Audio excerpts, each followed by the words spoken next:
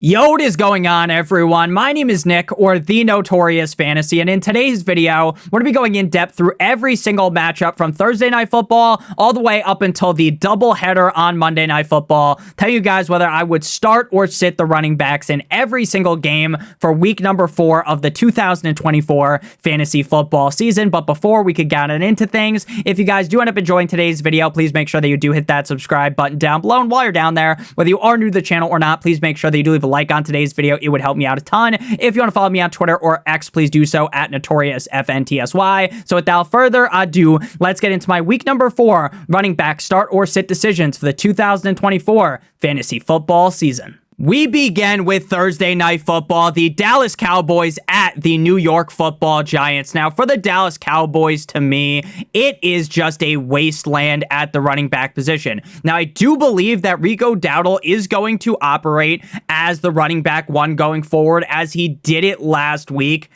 but would I bet any amount of money on that? The answer to that would be no. It is a relatively confusing backfield, and I think you are risking too much playing either of them. Now, if you're super down bad at the running back position, you can definitely make the argument to start him because the matchup up against the Giants, but I'm definitely turning the other cheek on Rico Dowdle as well as Ezekiel Elliott because I just can't fully commit to them just yet. But again, if Rico Dowdle does end up truly becoming the guy, putting his flag down on the moon as the lead back of the Dallas Cowboys, then Rico Dowdle could end up being a lock to be a top 24 guy weekly, especially if the Dallas Cowboys offense lives up to their potential. Ezekiel Elliott saw just 3 carries last week as the Baltimore Ravens absolutely spit roasted them for a majority of the game. I know the Dallas Cowboys ended up coming back just to ultimately lose, but for a majority of that game,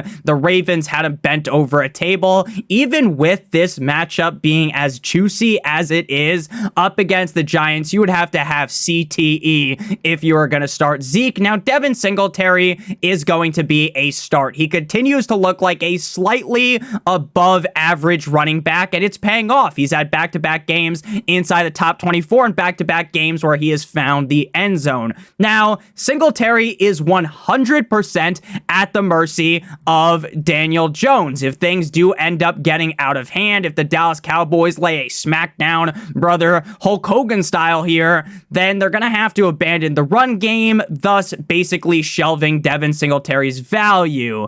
But Singletary is a 70+% snap guy weekly, and even in a tougher spot here, I would definitely have to rank him as a low-end running back 2 to a high-end running back 3. Now, for Tyrone Tracy, he's going to be a sit, but frankly, I genuinely do believe he is the best running back out of the 2. The thing is, though, the team doesn't believe that. Like we just said before, Devin Singletary is playing 70+% of the snaps. He has firmly grasped the running back 1 role there, like his name was SpongeBob. So while I am a big fan of Tyrone Tracy, until things shift his way, you would be crazy to start him. Next up, we move to the New Orleans Saints at the Atlanta Falcons to kick off Sunday. A battle of potentially the 2 best teams in this division. The Buccaneers are in there as well. The New Orleans Saints at the hot Atlanta Falcons, both teams coming off of L's. Now, while last week was definitely a down week for Alvin Kamara, at least compared to his standards, because this season, normally he has at least 1 touchdown, he still did end up scoring 16 fantasy points and was a high-end running back 2 up against the Eagles. Up against the Falcons defense, I definitely expect Alvin Kamara to go nuclear like he's playing Black Ops 2 here and finish back at his rightful spot inside of the top 6 at the running back position.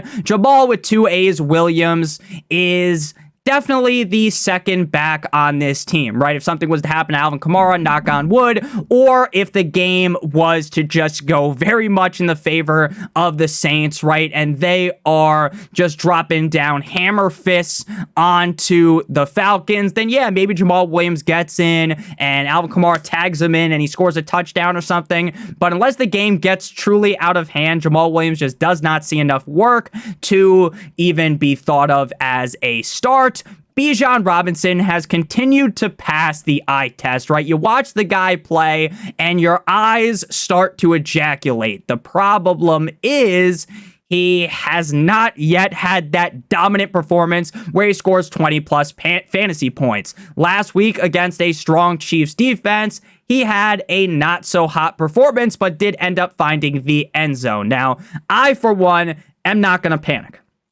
The Falcons offense looks really good. They look way better now compared to week one. Kirk Cousins looks reinvigorated. So I think we should continue to ride with Bijan Robinson as a top end back. And while the matchup here is far from amazing, I do expect him to finally break the seal and pop off and have a huge game. Now, Tyler Algier is a sit. He has looked solid this season. He's averaging over 5 yards a carry, but with so few touches coming his way due to Bijan being the lead back, Algier is just a handcuff. Next up, we move to the Los Angeles Rams at the Chicago Bears. Now, when it comes to the Bears, I do not want to sound like a broken record, but DeAndre Swift is straight up ass like his name is Mia Malkova. The dude averages 1.8 yards per carry. You could have me fucking suit up and I could run for over 1.8 yards per attempt. It is embarrassing, and he hasn't even been a top 24 running back since the fucking Stone Age at this point. 3 straight games outside the top 32, and with Roschon Johnson playing significantly better, there is no way, Jose, that you can be starting DeAndre Swift. Now, Roschon Johnson looked solid last week. He had 8 rushes for 30 yards and 4 receptions for 32 yards. He is clearing that bum DeAndre Swift, but until the team truly commits to Roschon Johnson, until they truly commit to, hey, we want an actual run game. We don't want a guy that's getting 1.8 yards per carry. You simply can't play Roschon, and you're definitely not playing DeAndre Swift. But I do think eventually the team will figure it out. It'll click, and they'll be like, hey, maybe we should give the ball more to Roschon Johnson. Kyren Williams was a guy last week that I was a little bit nervous about, right? The fact that Puka's hurt, the fact that Cooper Kupp is hurt, the fact that the offensive line sucks complete and utter dong.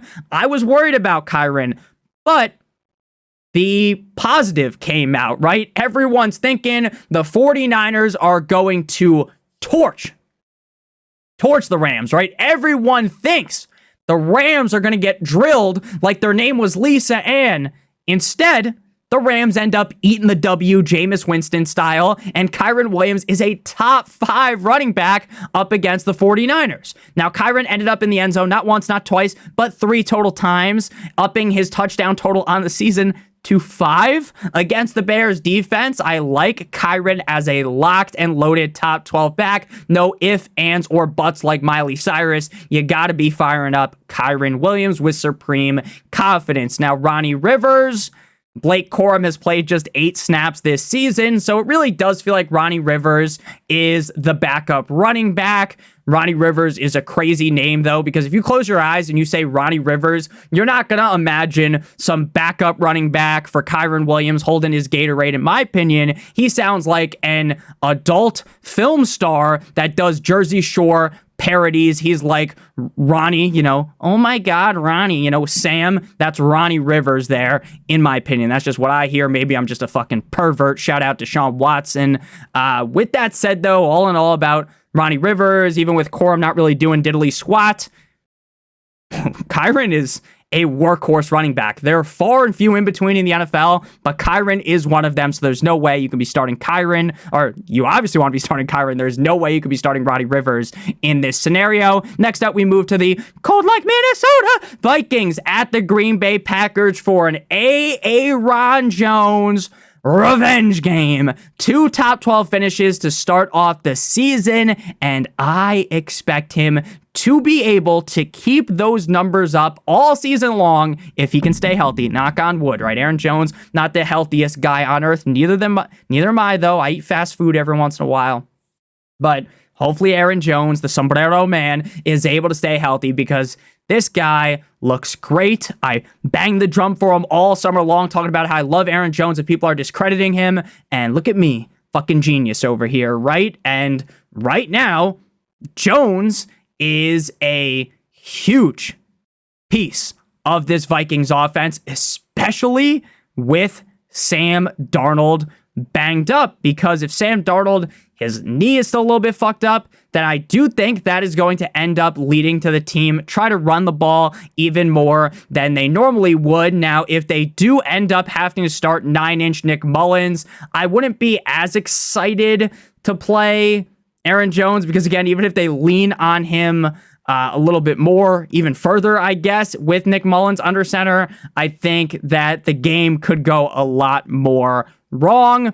If we do end up seeing Mr. Sam Darnold play, I really do think that we should be ranking Aaron Jones as a high-end running back 2 to being a fringe low-end running back 1, depending on how my rankings end up at the end of the week. If you guys want my updated rankings, I post the rankings video for running backs every Thursday. But if you want the updated rankings, things change. Make sure you check out the Patreon, link in the video description, for $7.50 a month. Now, I think a lot of people are going to be worried about this matchup up against the Packers, but since the Vikings offense looks impeccable like Sidney Sweeney's rack, I fully expect Aaron Jones to have a big game. Now, Ty Chandler might actually be one of the best running back handcuffs in fantasy football, and I said handcuff for a reason, because with Aaron Jones healthy, you have to assume Chandler's going to get fewer than 10 fantasy points, and he hasn't even done that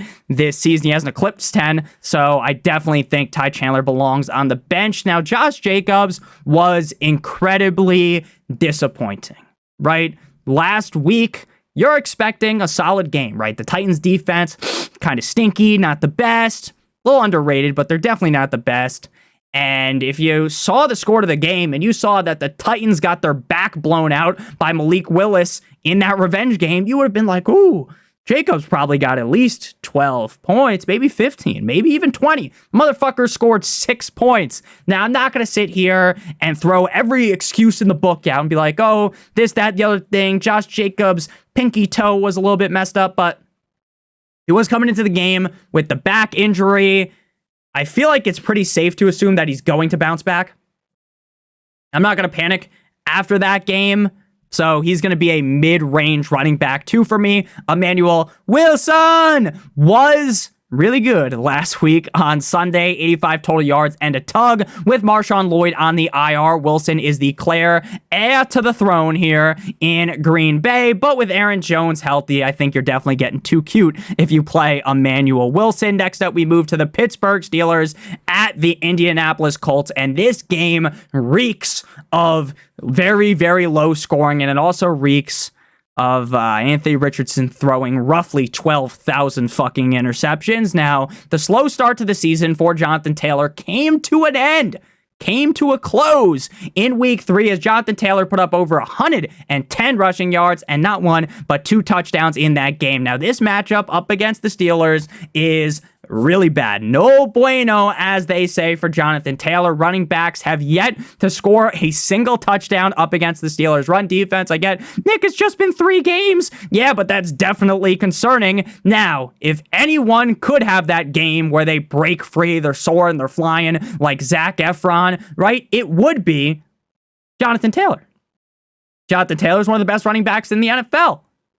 But again, the matchup is very, very, very concerning, and I worry about the game script being incredibly negative because I think Anthony Richardson could put this team in a body bag by throwing a million picks on his own. Ultimately, you still have to play Jonathan Taylor. Ultimately, you're not going to galaxy brain yourself out of playing Jonathan Taylor because of how much upside is just in the guy's body, right? His left testicle has more upside than a lot of the running backs you're starting in fantasy football, but I will definitely have to rank him outside of the top 10 because of the matchup. Now, when it comes to his backup, Trey Sermon, the guy who spreads the good word all the time, he scored last week on 2 touches. A nice round of applause for him. But he's a 3-touch at maximum guy. Decent enough handcuff, but never startable with Taylor healthy.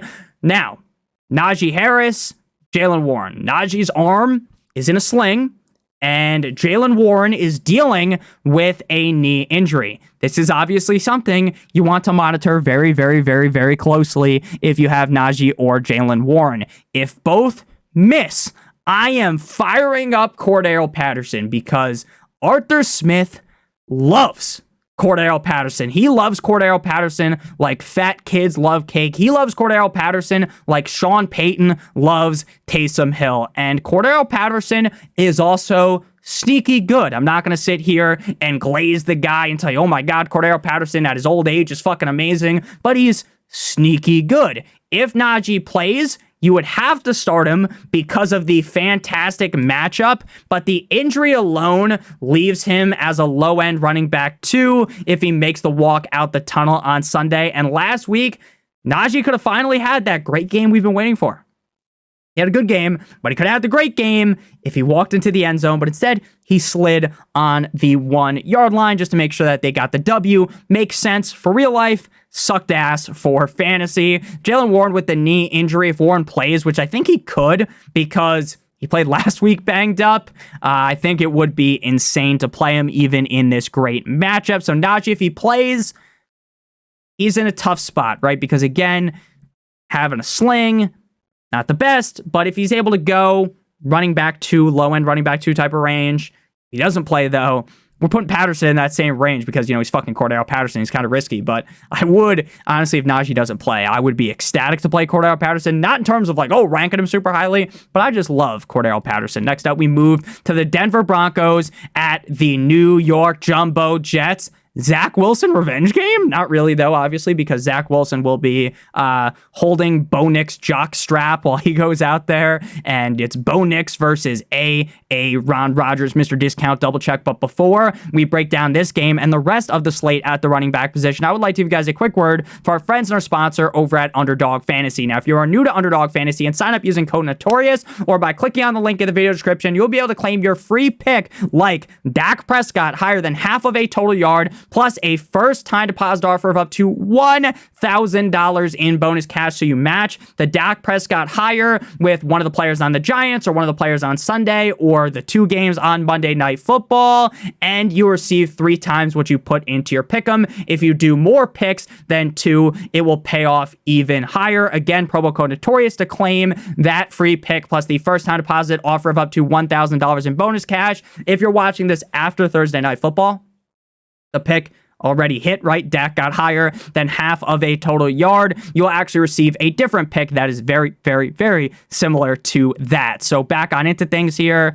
Broncos versus the New York Jumbo Jets. Now, for the Broncos, while they did win, they beat the Buccaneers, and no one expected that. The running back room, it's a mess. Javonte is technically the lead back in terms of snaps, but this backfield is more open than ever. I thought it was a 2-horse race. Dude, it's a 3-horse race. Javonte Williams fumbled last week, and Tyler Batty led the backfield for the Broncos.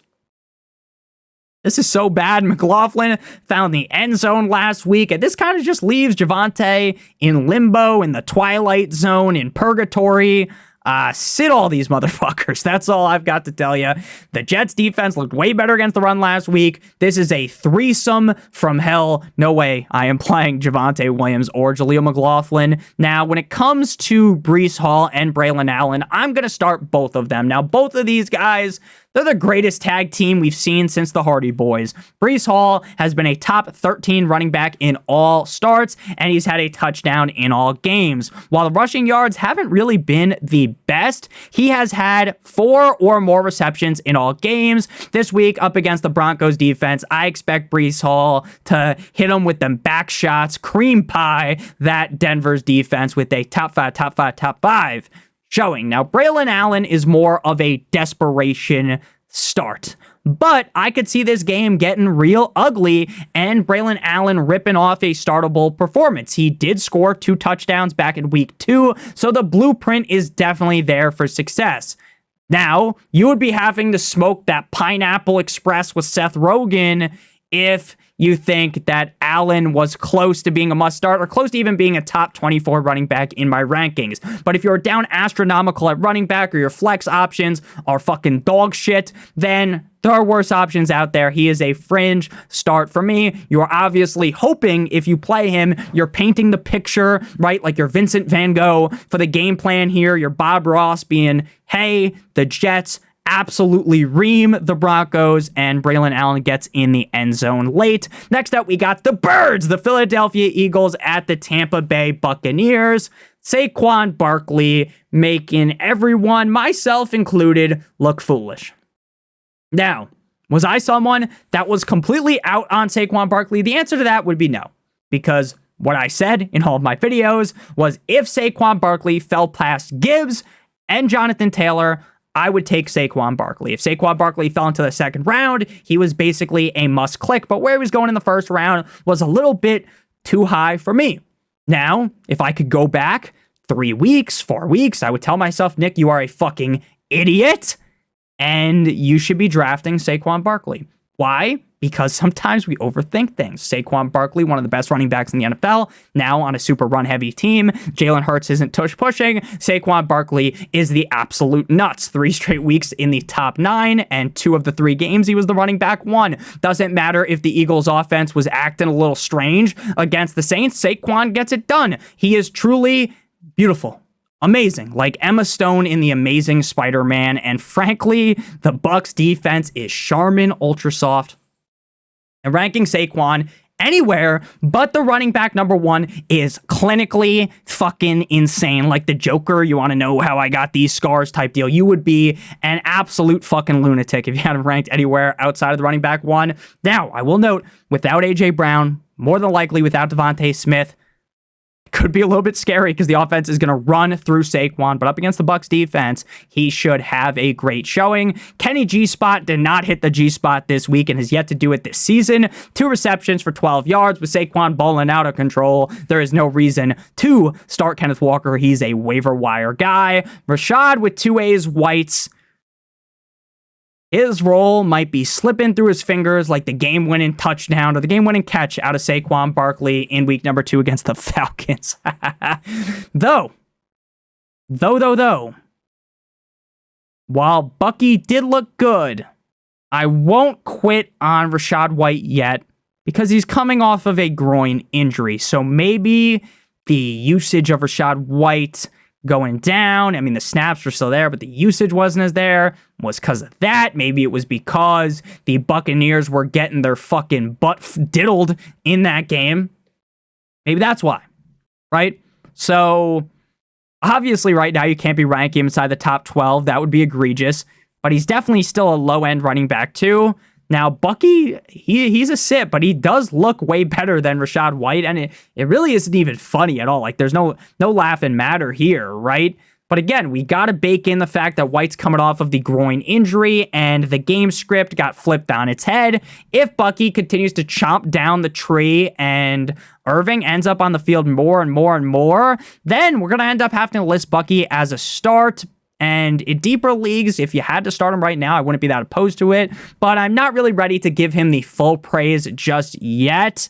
Even though he does look great, something just tells me that Todd Bowles still, deep down, just likes Rachaad White too much to really give the keys over to Irving. Next up, we move to the Cincinnati Bengals, who are now 0-3, going up against the Carolina Panthers, who's the Panthers starting quarterback, Andy Dalton, who's the old Bengals starting quarterback. The red fucking rifle, Andy Dalton. 0-3 Bengals, maybe now going 0-4. Now, I don't think that's going to happen, but that's going to be a fun narrative to talk about. Walking down Narrative Street, Bengals down astronomical. The Bengals are dead in the water. The Panthers feeling a little bit relieved. Hey, we've won a game. No more Bryce Young bullshit. This is an interesting game. You know, at least in terms of narratives, it's a very, very fun game. Now, Andy Dalton, Chuba Hubbard's a start. Because Andy Dalton legitimately shot one of those pack-a-punch ballistic knives from Black Ops 1 at the whole offense and revived him. Chuba went nuclear. He went ballistic. Running back 4, 21 carries for 114 yards, 5 receptions for 55 yards, and a touchdown. While I expect the whole team to come back down to earth, the Bengals defense looks mid at best, and with Chuba Hubbard having a stranglehold over this backfield until Jonathan Brooks comes back, I definitely think Chuba Hubbard should be in for a top 20 showing, and his upside was, it's clear, it's top 5. He is that good. Now, again, I'm not going to truly say like, oh my God, he's going to fend off Brooks, because Brooks is better than Chuba Hubbard, but Chuba's a little bit underrated. Now, Miles Sanders, if you didn't believe in the fantasy football gods, then you're going to have to now. Because without the football gods, there's no way Miles Sanders scores a fucking touchdown in 2024. It felt like we're back in 2022 all over again. With that said, unless the Panthers maul the Bengals like a bear, then there's literally no way that Miles Sanders does anything. For the Bengals, both Moss and Chase Brown looked good against the Commanders. Now, obviously, good wasn't good enough because they ate that L, but ultimately, Moss is the one who had more carries, more targets, and Moss was the one in the end zone. He ripped off a top 10 performance while the Panthers played out of their minds last week. While the Panthers were absolutely cracked. You couldn't stop them. Didn't matter that the Raiders defense looked good the week before against the Ravens. It didn't fucking matter, right? Again, though, I do think the whole team is coming back down to earth, and I really think that Moss, who has been reliable in 2 out of 3 games, and with the off game coming up against the Kansas City Chiefs and Burrowhead, and while the Bengals absolutely reek to high heaven, kind of at this point, they're 0-3, Moss should still end up being a top 18 to 24 back, making him a mid-tier to low-end running back to start. Chase Brown looks good when he gets the ball, but he's just an afterthought on the team until the team truly allows him to challenge Moss to become the starting running back. Outside of a couple of big gains every single game, unless he finds the end zone, you don't want to start him. And betting on a touchdown with Chase Brown doesn't seem like the best decision at this point. Next up, we got the Jacksonville Jaguars at the Houston Texans. Now, oh my gosh. The Jaguars offense looks like a local landfill. They are trash. All capitals, trash. ETN looked fine. Now, obviously, when you lose the game 47-10, and everyone across America flips to the other game because no one wants to watch that bullshit, the game script obviously is bad. But ETN still managed to be a top 24 back. Now, being a top 24 running back isn't the hardest, but hey, at least he didn't completely fuck you over. The Texans just got pile drived by the cold like Minnesota Vikings, but I am not sure that Jags have the juice to get it done here up against the Texans, and the Texans defense is still solid. If ETN pops off this week, which I think is plausible, I would look to ship him off the team with great haste. Basically instantly. While he is in the end zone, like he scores 20 points, you watch him walk into the end zone, the second he scores, I am sending off 8 gazillion trade offers to every single person in the league. Get this motherfucker off your team. He is a great player.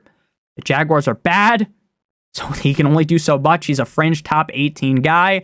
Tank had just 2 carries for 9 yards up against the Buffalo Bills. And while that sounds pretty bad, he was coming off of a shoulder injury, so that could have played a factor. Either way, though, I don't even love ETN, and this Jaguars offense has no juice. Shout out to OJ Simpson. So I'm not coming anywhere close to starting Bigsby. Joe Mixon played part of week 2 up against the Bears in prime time prior to getting hurt, missed last week with the ankle, and you guessed it, I don't know what to think about Joe Mixon's health.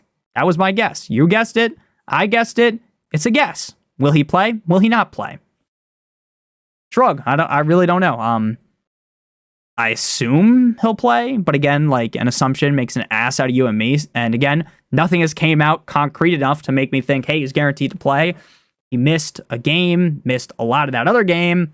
You would think he would be fine by now, but again, I'm as much of a doctor as Johnny Sin, so I don't truly know. Now, if he doesn't play, I would sub in Cam Akers as a start, who has had, pretty mass showing last week. But again, I know people have like a negative perception of Cam Akers because he rinsed everyone last season, but I think that's more about the offense just getting destroyed by the Vikings compared to, Akers being completely trash.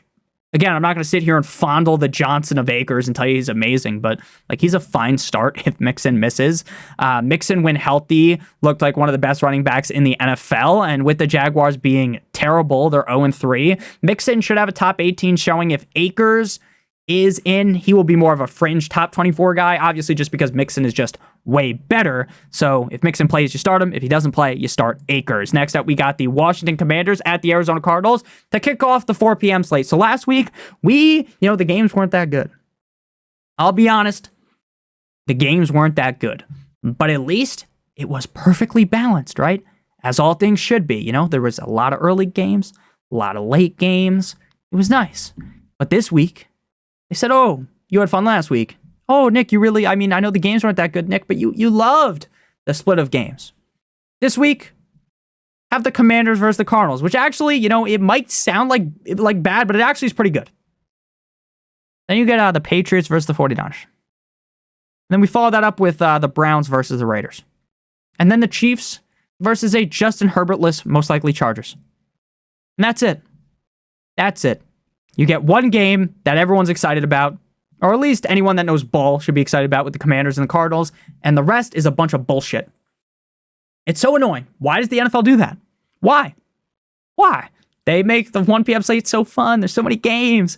And then at 2, they basically kick you right in the fucking gonads. So back into the actual point of things, though. Obviously, we don't need to go on a fucking tangent for an hour when, you guys don't want to watch an hour-long video. Maybe some of you do. You just love listening to me talk about random things. But, the point here, Commanders versus Cardinals. Now, Eckler is dealing with an injury. He got hurt and exited last week's game up against the Bengals with a head injury. Head injuries are difficult. Sometimes you're back in a week, gets brushed under the rug. Sometimes you're out for 4 weeks, 5 weeks, 6 weeks, the season. I don't know. So let's just say it's in limbo if he plays. We might see Brian Robinson, if that is the case, drop his nuts into the Cardinals' mouth as a top 12 running back. B-Rob has scored in 2 of 3 games and has solid pass catching abilities. If Eckler misses, I would consider putting Brian Robinson inside the top 12. If Eckler is in, he will fall down slightly, Brian Robinson, into being a mid-tier running back too. If Eckler was to miss, I think Chris Rodriguez would be the second running back, and I wouldn't consider playing him. If Eckler plays, I would consider putting him as a fringe start because I do think this game could be very, very, very, very high scoring, and Eckler has looked good. Again, Eckler isn't the same workhorse he used to be. He doesn't have the same speed he used to, but he doesn't look as bad as he did last season. For the Arizona Cardinals, 2 weeks in a row to start off the season, James Conner's on top of the world, baby. He's looking great. He's looking fine. He's looking dandy. Last week, week 3, he scored as many points as the week was. It was 3 fucking points. Now, just gonna brush that one off. Don't worry about it. It never even happened. Wipe the mind of it. The Commanders' defense gets stomped by backs every single week, so I expect Conner will be back in the top 10. No harm, no foul from last week. It is what it is. He's a clear must-start running back for me. Freddie Benson's brother, Trey Benson, would be solid if James Conner, was gone, knock on wood. But he has seen 4 less touches in 2 of 3 games. So with Conner healthy, you definitely don't want to play him. Next up, we move to Santa Clara with the New England Patriots at the San Francisco 49ers. Now, if you played Ramondre Stevenson last week, it was bad. It was bad like that Michael Jackson album. Ramondre Stevenson was so bad in week 3. The Patriots got put in the fucking Wuxi finger hold from Kung Fu Panda by the Jets, and the offensive line was a turnstile. Stevenson had 0.3 points. He didn't even have 3 points like Conner. 0.3 points. The talk of the town, and by the talk of the town, I mean the talk of the offensive coordinator, is that Stevenson has a target on his back for fumbling. Now, am I going to full-on panic, mayday, wee-woo, just yet? No. But the fact that the offensive line isn't that good, Stevenson has moved to a fringe running back 2 role, and more than likely a running back 3, even though Kyron Williams just absolutely dogged the 49ers defense last week. Now, I will throw something out there. Patriots were coming from an overtime game on Sunday. They had to play on Thursday. They were beat up. 49ers defense doesn't look as elite as they used to. So there's still the upside of Stevenson. It's just like when it comes to ranking him, there's just not as much confidence. Like with James Conner, I can just just brush it off, man. The Cardinals will be fine. They're going up against the Commanders. It's a little bit different with Ramondre Stevenson. Antonio Gibson has looked great this season when getting touches, but he doesn't touch the ball enough to actually quantify starting him. Jordan, the numbers, Mason, what do they mean? Had his worst game yet in week number 3 in LA up against the Rams in a losing effort. That legitimately shook America to the core, right? Everyone, the 49ers, they're going to easily beat the Rams. No Puka, no Cooper Kupp. Haha, they suck. That's what I was thinking. And then, Dikembe, no. The Rams end up winning. Though, even in a bad game for Mason, he still ripped off a top 24 showing. Prior to last week, he was a top 12 back in back-to-back games. I'm just going to go ahead and go with what I know. And that is that the 49ers will bounce back. Mason will be a top 12 back. Everything's fine. So I'm definitely going to continue to start him. Isaac Guerrero, if he saw more than 3 touches, I would genuinely be perplexed. Mason's the workhorse back. No need to roster Guerrero. Next up, we move to the Cleveland Browns at the Las Vegas Raiders. Now, Jerome Ford is a start. Now, in week 2, which wasn't last week, it was the week before. For some reason, Foreman was stealing all the touches away from Ford. Why? I literally don't know. Just piss poor coaching. But in week 3, they adjusted and they stiff-armed Foreman down. Foreman runs, like, especially in week 2, like when all eyes were on him because he was getting all the touches, he was running like, you ever play Mario Kart and someone activates that stupid squid thing and there's all ink on your face and you're trying to drive and it's a little bit hard to see. Now, as an adult playing the game, it's like, oh, this really isn't that hard. But when I was like 7 years old playing that shit, it would really mess me up. So that's how Foreman's running the rock, like with a bunch of ink on his face, on his visor, blocking him. So the Browns, their offense just isn't good. They came to a complete stop after that Amari Cooper touchdown 7 seconds into the game. They are going to be very frustrating to start a single player on that team. But the Raiders defense isn't that great. And I think Ford should at least be a high-end running back 2 to a low, or a high-end running back 3 to a low-end running back 2. So, not the best, but he should get enough goal line work to make me feel confident. Now, speaking of feeling confident, you should feel negative confidence when you're talking about the Raiders, man. Alexander Mattison has scored in 3 straight games. I don't even want to start him. The Browns defense might even potentially be on fraud watch. They might be trash, but I would rather get my balls fucking electrocuted once a day until this game on Sunday, rather than play him. He gets like 4 touches a game. And he just magically scores. Just magically scores. I fucking hate the Raiders. I'm just going to be honest. Sit him and Zamir White's garbage ass down on the bench. Madison had 44% snaps last week. Amir Abdullah, 34%. White, 22%. This is a 3-headed backfield of death. Don't start him. That simple. Next up, we move to game number 13. Lucky number 13, the Kansas City Chiefs at the LA Superchargers. Carson, stop the steal, is going to be a start for me. Now, Steele's pass catching upside just really isn't there. Not because I don't think he can't catch passes, but more just because they have Samaje Perine. He had 17 carries for 72 yards, which is pretty good for a fullback. Get it? Because he was listed as a fullback before the season. But against the Chargers, I think he could easily have a great game. With Hunt still kind of having the potential to play, though, does definitely throw a wrench into this situation, because if Hunt plays, well, I don't think he's just instantly going to be the number 1 running back. Like, he's going to take away touches from both Steele and Perine, which is just another scenario where it's like 3 running backs. You just don't want anyone. But Steele is a high-end running back 3 for me, assuming Hunt doesn't play. I wouldn't be surprised if he smashes, but frankly, there are just so many other great running back options out there to where I just don't feel obligated to rank him higher. He should see enough touches, though, to be at least fine. Samaje Perine had 6 rushes for 25 yards against Atlanta, 3 receptions for 15 yards. He's the clear number 2 behind Steele. Perine, one of these games is going to be good. And more likely 2 games, right? Because we're only 3 weeks in the season, so he's bound to have a couple of good games because of his pass-catching ability and because he's on the fucking Chiefs, but you will never actually know when to start him. You'll never see it coming, so you just can't play him. Now, Herbert is in limbo to play, right? He might play, he might not play. Schrodinger's box type of deal here. He aggravated his high ankle sprain against the Steelers. The Chargers may be screwed. Taylor Heineke isn't the worst backup ever, and as a Dolphins fan, I would do unholy things to get him on the Dolphins, because anyone's better than that bum Skylar Thompson, who we're going to get to talk about at the end of today's video. But, and this is a big but, shout out to Ava Nadi, The matchup against the Chiefs, it's not great. All in all, though, I think you have to play Dobbs because the team's going to run, or Dobbins. I don't know why the fuck I said Dobbs. Dobbins, because the team's going to have to run the ball so much. He was a top 5 back in both of the first 2 games. He had a down spot, which I expected up against the Steelers. He's a mid-range running back 2 for me. Not super excited about him this week, though. Gus Edwards hasn't done anything this season. He averages in the low 3s, like 3.1 yards per carry. And without the touchdowns, which really boosted him last year, he's just trash for fantasy. Now, if J.K. Dobbins wasn't so injury-prone, knock on wood, Edwards wouldn't even be rostered. Now we move to Sunday Night Football, the Buffalo Bills at the Baltimore Ravens. James Cook gashed the Dolphins in week 2.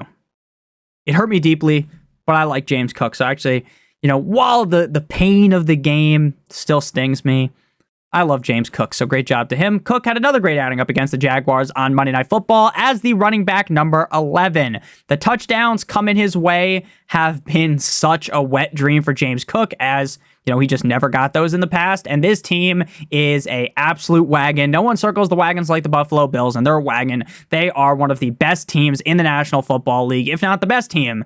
I expect Cook to be hitting the end zone weekly, and James Cook, to me, has proven that he's a top 8 running back for me in the rankings. Now, in the Jaguars game on Monday Night Football last night, if you're watching this on Tuesday when I recorded it, both backups, Ty Johnson and Ray Davis, both found the end zone. I think if Cook was to go down, knocking on wood again, Davis would be the handcuff that you want, but with Cook healthy, you don't need to be playing either of them.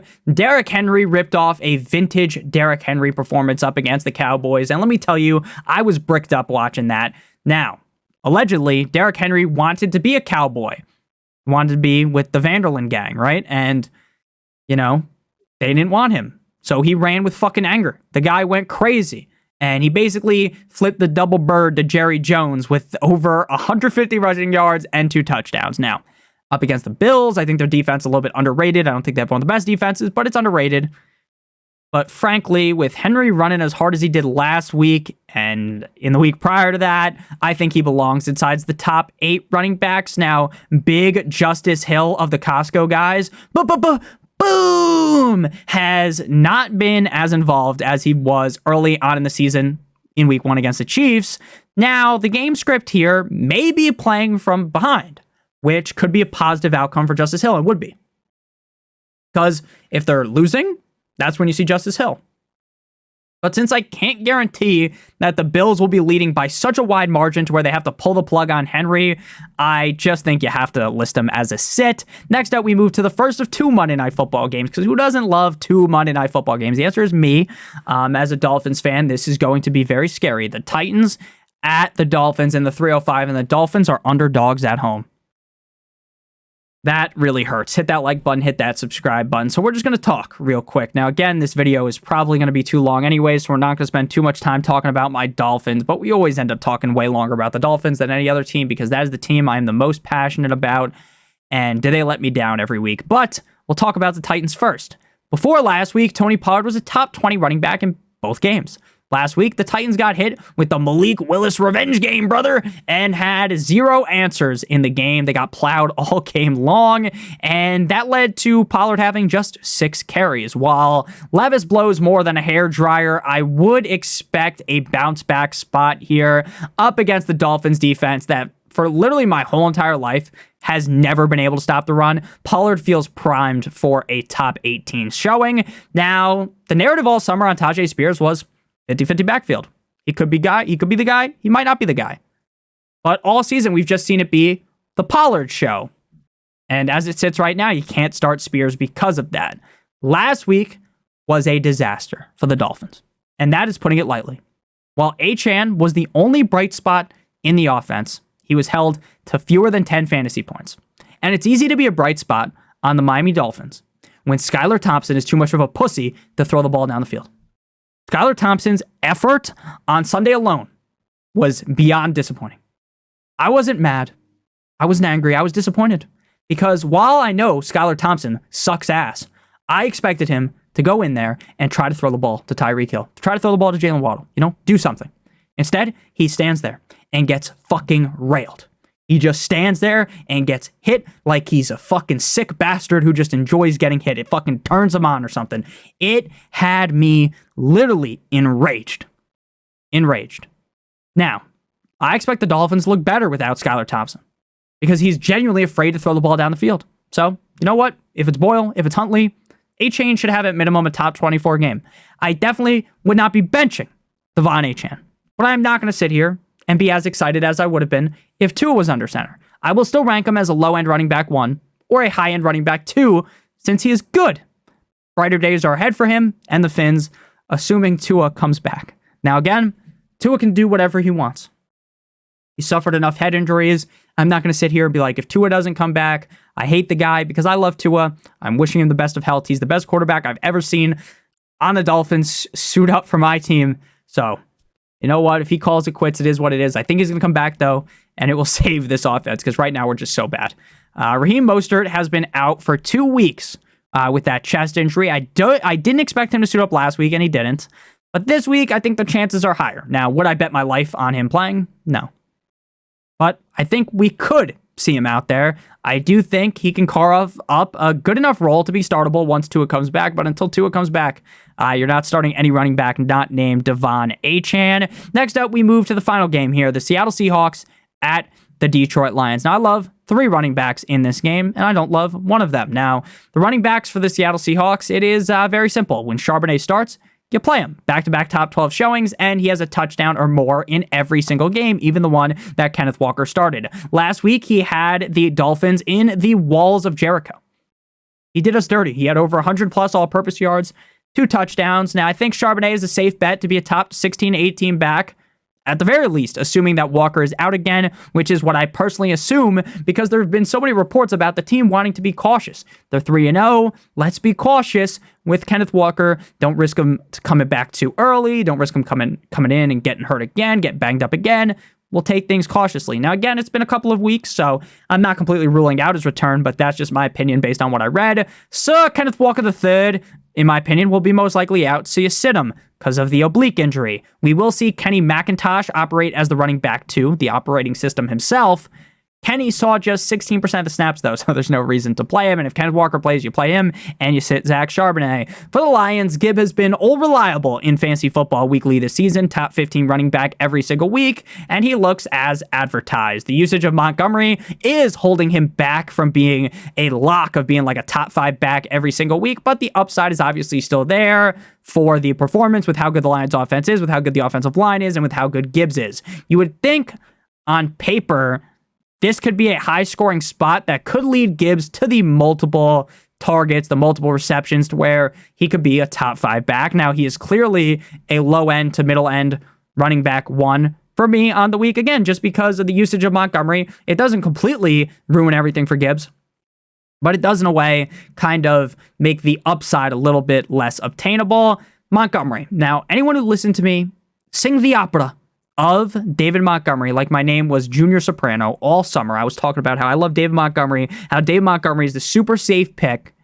You would be excited to have him if you drafted him, if you listened to the boy, you know? A touchdown in 3 straight games, top 14 running back in back-to-back weeks, and he's a safe bet to be a top 24 guy every single week. Just like Gibbs, his upside is capped by Gibbs, except for Gibbs' upside is capped by Montgomery. You get what I mean, right? But there is no denying at this point that Montgomery needs to be ranked as a weekly top 16 starts. Thank you guys all so much for watching. If you did end up enjoying, make sure to let me know down below in the comment section. Now, we didn't get too mad on the Dolphins in today's video. It's late. I record these videos super late at night. I finish watching the games.